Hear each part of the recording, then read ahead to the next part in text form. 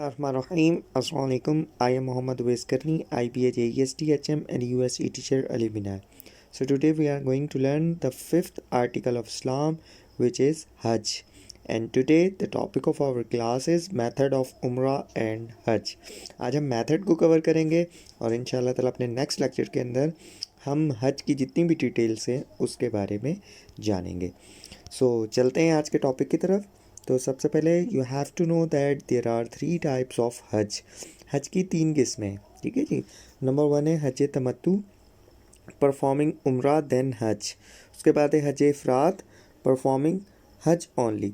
And the third one हज किरान, performing उम्रा एंड हज टुगेदर. अब इसके अंदर थोड़ी सी कन्फ्यूजन होगी कि हज इफरात तो क्लियर होगा, बट हज तमत्तु और हज किरान के अंदर कन्फ्यूजन होगी कि इन दोनों का मतलब है क्या असल में. ठीक है जी. तो अब सबसे पहली बात देखें, हज तमत्तु किसे कहते हैं कि जब हम पहले पूरा उम्रा मुकम्मल करें. ठीक है, आपने उम्रा करना शुरू किया, आपने उम्रा यहाँ पे कंप्लीट किया, ये उम्रा है, और उसके बाद फिर आपने हज करना स्टार्ट किया. ठीक है, हज. तो ये है हज तमत्तु. ठीक है, आपने पहले उम्रा यहाँ तक कंप्लीट किया और उसके बाद फिर आपने हज करना स्टार्ट किया. तो ऐसे हज को कहते हैं हज तमत्तु. नंबर 2 पे है हज इफरात. हज इफरात का मतलब क्या होता है, जैसे बहुत सारे लोग पहले उम्रा कर लेते हैं और उसके बाद सिर्फ हज करते हैं, तो सिर्फ हज करना उसे कहते हैं हज इफरात. अब जी हज किरान, परफॉर्मिंग उम्रा एंड हज टुगेदर.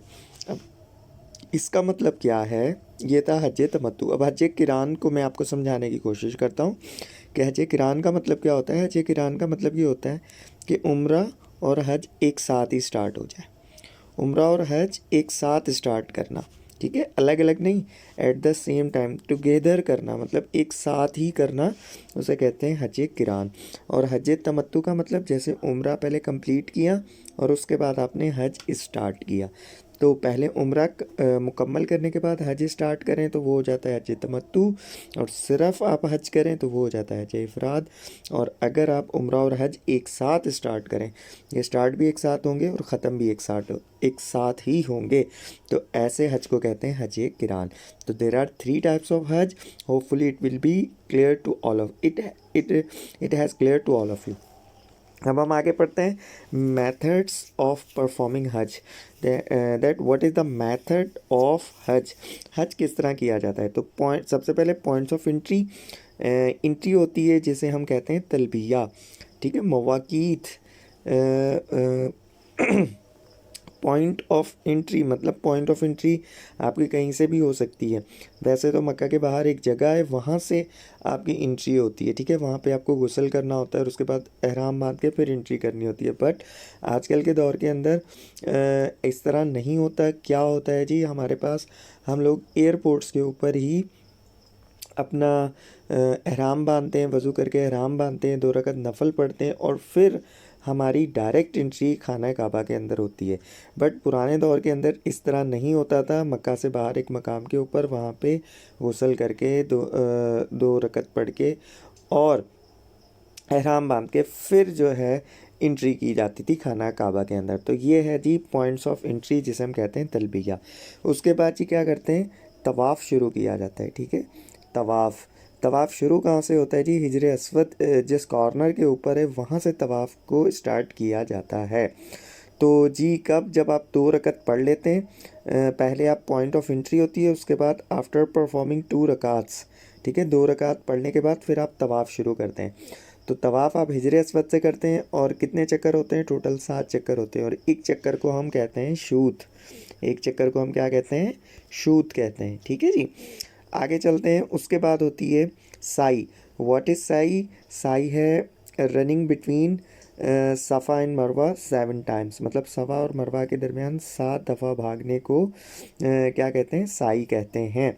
अब ये आपको पता होगा कि यह कौन भागा था. हज़रत बीबी हाजरा भागी थी. हज़रत इस्माइल अलैहिस्सलाम जब पानी की वजह से रो रहे थे, छोटे बच्चे थे और ज़मीन के ऊपर अपने पाँव मार रहे थे, तो वहाँ से हज़रत इस्माइल अलैहिस्सलाम के कदमों में से जो पानी निकला है वो है ज़मज़म. ज़मज़म का मतलब होता है टू स्टॉप, रुक जा. और हज़रत बीबी हाजरा जो सफ़ा और मरवा के दरमियान भागी थी, इस पूरे प्रोसेस को कहते हैं साई। इस प्रोसेस को क्या कहते हैं? साई। और ये किस मतलब साई कब आप करते हैं तवाफ़ के बाद? जब आप हज तमत्तु कर रहे हो, मतलब पहले उम्रा करने के बाद फिर आप हज करना हो, तो फिर आप यहाँ पे साई करते हैं। अदरवाइज़ यू आर डूइंग हज इफ़राद और हज किरान, then you can not perform the साई आफ्टर द परफॉर्मिंग तवाफ़। तो ये देखें, साई का ही थोड़ा सा जो है डिफरेंस है पूरे हज के अंदर, कि अगर आप हज तमत्तु कर रहे हैं तो आपने साई पहले करनी है, और अगर आप हज इफ़राद और हज किरान कर रहे हैं तो फिर आपकी साई होगी बाद में। यही बेसिक सा डिफरेंस है तीनों हज के दरमियान। अच्छा जी, उसके बाद क्या होता है? साई के बाद डिपार्चर टू मीना। मीना की तरफ जाया जाता है। 8 ज़िल हज के ऊपर आप मीना की तरफ जाते हैं, ठीक है। वहाँ पे नमाज़ें पढ़ते हैं। कौन सी? ज़ोहर होती है, असर होती है, मगरिब, इशा और फजर। मतलब ज़ोहर, असर, मगरिब, इशा और फजर, टोटल 5 नमाज़ें पढ़ते हैं आप मीना के ऊपर। और इस्लाम के अंदर जो दिन चेंज होता है वो जी मगरिब के बाद हो जाता है। जैसे कि हम ईद का चाँद देखते हैं तो मगरिब की नमाज़ पढ़ते ही देखते हैं, और हमारा एक शवाल बोलते हैं ना, शवाल का चाँद नज़र आ गया, तो शाम के टाइम पे जो इस्लामिक कैलेंडर है वो शाम के टाइम पे चेंज हो जाता है। बट जो हमारा दूसरा कैलेंडर है वो रात को चेंज होता है। तो यहाँ पे जो बात हो रही है, जितनी भी डेट्स की बात हो रही है, वो इस्लामिक कैलेंडर वाइज हो रही हैं, ठीक है, क्योंकि यहाँ पे मगरिब के बाद डेट चेंज हो गई, 9 ज़िल हज हो गया, ठीक है जी। तो इस तरह डे एट अराफात, 9 ज़िल हज के ऊपर जी फजर की नमाज़ पढ़ के कहाँ से? मीना से निकलते हैं अराफात की तरफ। अराफात पे जब पहुँचते हैं तो वहाँ पे ज़ोहर, असर मस्जिद खीफ के अंदर कंबाइन करके पढ़ी जाती हैं। ज़ोहर और असर मस्जिद खीफ के अंदर कंबाइन करके पढ़ी जाती हैं। अराफात के मकाम के ऊपर है मस्जिद खीफ, और ये साल के अंदर सिर्फ 2 नमाज़ों के लिए ही खुलती है। अच्छा जी, उसके बाद हज खुतबा एट अरफा होता है, और इसे हम यौम अरफा कहते हैं। हज डे एंड रुकने आज़म है ये, ठीक है जी। ये क्या है जी? हज का खुतबा अरफा के ऊपर होता है, और इसे यौम अरफा भी कहा जाता है। हज डे एंड रुकने हज डे को रुकने आज़म भी कहा जाता है, ठीक है जी। आगे चलते हैं। Night eight Muzdalifah. मुज़दलिफ़ा के ऊपर एक रात गुजारनी होती है, जो कि ऑन द नाइट ऑफ 10 ज़ुल हज को होती है, ठीक है। 9 ज़िल हज पे कहाँ थे? अराफात के मकाम के ऊपर थे। वहाँ पे जो है खुतबा हुआ हज का, और फिर मगरिब जो है ना, मगरिब अब यहाँ पे यहाँ से फिर आप चल पड़ते हैं, ठीक है। आपने क्या पढ़ा? ज़ोहर और असर पढ़ा। ज़ोहर और असर एक मस्जिद खीफ में पढ़ी, और उसके बाद फिर क्या होता है? फिर आप चल देते हैं वहाँ से। जब आप चल देते हैं तो मुज़दलिफ़ा काफ़ी दूर है, तो मुज़दलिफ़ा आपने पहुँचना होता है। मतलब मगरिब को 10 ज़िल हज हो जाती है, तो आपने कहाँ पहुँचना होता है? मुज़दलिफ़ा के ऊपर पहुँचना होता है। जब आप 10 ज़िल हज में मुज़दलिफ़ा पे पहुँचते हैं, तो मुज़दलिफ़ा पे पहुँच के आपने मगरिब और इशा की नमाज़ एक साथ पढ़नी होती है, ठीक है, क्योंकि ट्रैवलिंग की वजह से काफ़ी लोग जल्दी पहुँच रहे होते हैं और काफ़ी लोग लेट से पहुँच रहे होते हैं। तो मगरिब और इशा की नमाज़ आप मुज़दलिफ़ा पे पढ़ते हैं एक साथ, और ज़ोहर और असर आप मस्जिद खीफ में अराफात के मकाम पे पढ़ते हैं एक साथ। उसके बाद जी डेविल स्टोनिंग इन मीना, शैतान को पत्थर मारे जाते हैं कहाँ पे? मीना के ऊपर। और जो 3 शैतान हैं, और जो मतलब एक बड़ा शैतान है जमरात अकबा, और जो छोटा शैतान है उसको कहते हैं जमरात सूरा, ठीक है। टोटल 3 शैतान है, बड़े और छोटे का ये नाम है। उसके बाद जी आप कौन से शैतान को पत्थर मारते हैं? मुज़दलिफ़ा के बाद आप पत्थर मारते हैं जी, और ये मुज़दलिफ़ा से ही आप मुज़दलिफ़ा पे रात गुजारने के बाद फिर आप जो है पत्थर मारते हैं। किसको जी? शैतान को। और शैतान कौन सा है? जमरात अकबा। और पत्थर मारने के बाद फिर आप करते हैं साई। अगर आप हज इफ़राद या हज किरान कर रहे हैं तो फिर आप करेंगे साई, ठीक है। कहाँ पे? डेविल ऑफ स्टोन के बाद, मतलब पत्थर मारने के बाद होगी आपकी साई, हज इफ़राद और हज किरान में। और अगर आप हज तमत्तु कर रहे हैं तो फिर आपकी तवाफ़ के बाद ही साई हो जानी है। उसके बाद जी फिर आप क्या करते हैं? फिर एनिमल सेक्रीफाइस होता है।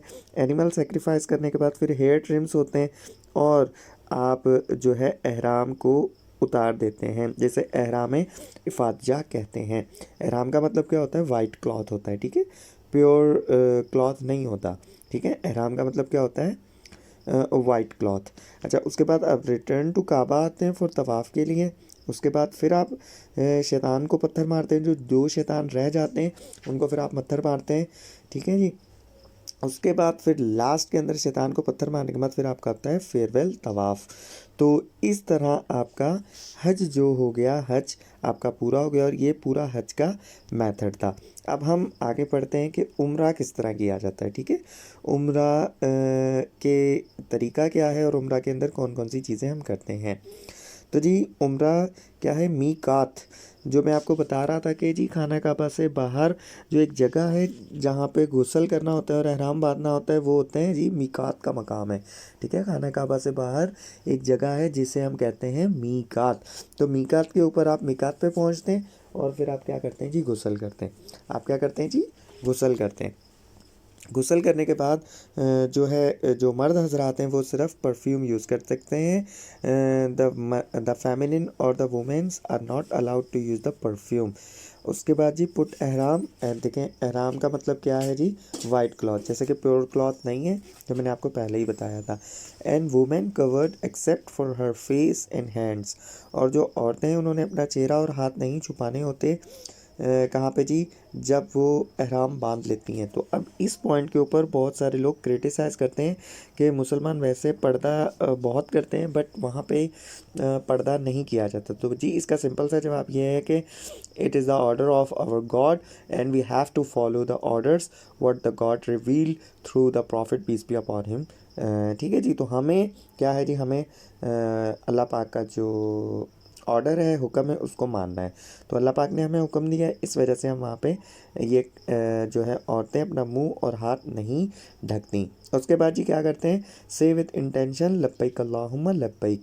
ये जो तस्बीह है, ये आपने बहुत दफ़ा सुनी होगी। ठीक है जी, अक्सर जो टीवी के अंदर हज चल रहा होता है तो वहाँ पे यही तस्बीह पढ़ी जा रही होती है, लब्बैक अल्लाहुम्मा लब्बैक। उसके बाद जी reaching Mecca and entering the मस्जिद हराम। उसके बाद आप कहाँ आते हैं, मक्का के अंदर आते हैं और मस्जिद हराम के अंदर आप इंटर हो जाते हैं। तवाफ़, तवाफ़ जो है फिर आप 7 टाइम्स करते हैं, बिगिन फ्रॉम ब्लैक स्टोन। अच्छा जी, हिजर अस्वद, हिजर अस्वद का मतलब क्या है, black stone. But what is the original colour of हिजर अस्वद, तो वो था वाइट। ठीक है, जैसे कहते हैं कि जी हिजर अस्वद क्या है, इंसान उसको बोसा दें।